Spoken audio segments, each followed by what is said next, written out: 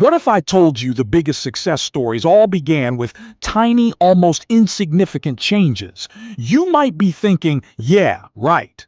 But think about this. Ever heard of Stephen King, the guy whose books are impossible to put down? Well, even he struggled with a single paragraph before he became, well, Stephen King.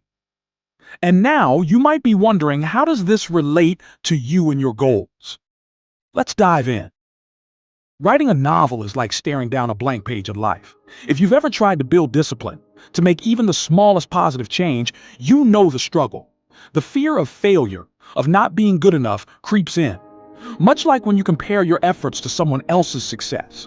You look at someone who wakes up at 4 a.m., works out every day, crushes their goals, and think, how do they do it?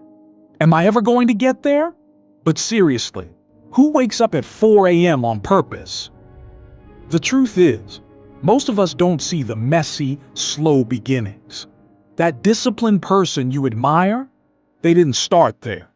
Just like the best-selling novelist didn't start with 300 pages. It was word by word, habit by habit. Here's where things get interesting. Let me ask you this.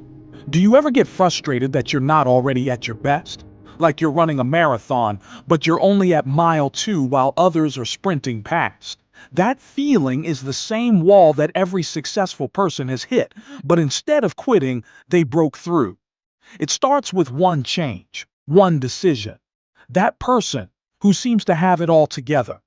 They started by focusing on a single habit, mastering it, and then stacking more on top.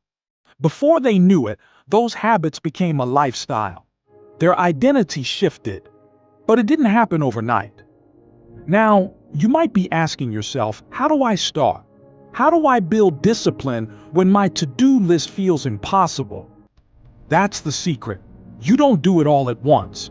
You start small, make progress, and let that momentum carry you forward.